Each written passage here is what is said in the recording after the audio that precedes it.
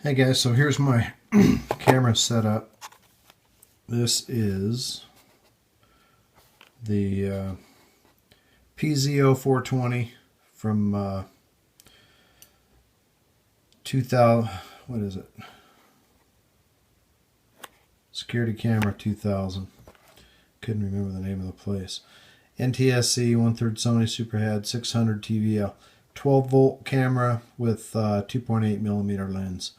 This one, they're like $30 or something like that. I've had it around for a while, laying around. I had it on another model at one point, and I noticed that the carbon fiber board that comes with the tweaker, the holes don't match up, and the board actually doesn't even fit on this particular camera. So what I decided to do was I hot glued the camera to the board.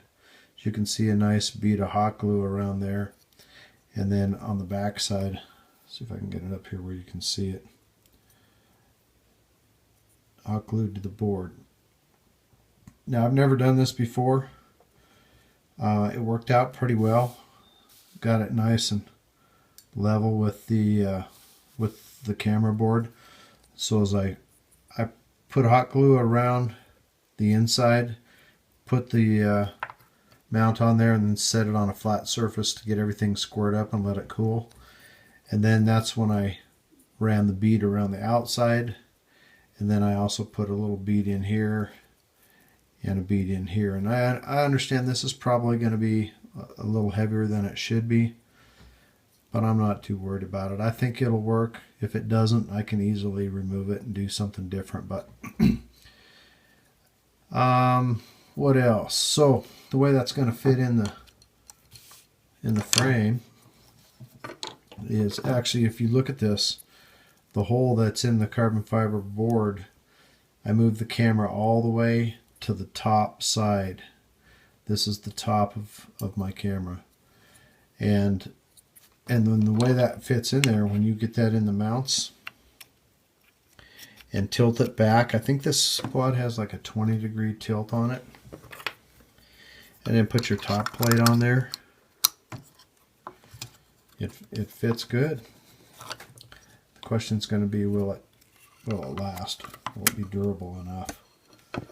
So if you look at that, it's not touching on the top plate or the bottom plate or anything.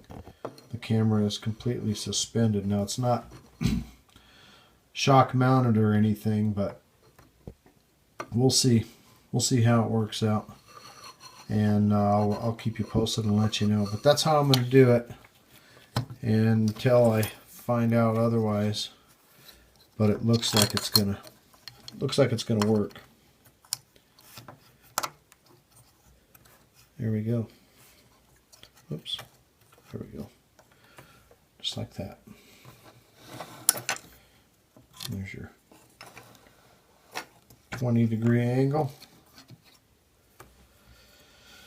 So we'll see, and then I'm next. Whoops, sorry about the camera shake. Next, I'm going to make the video wires going from the camera to the power distribution board, and then the distribution board to the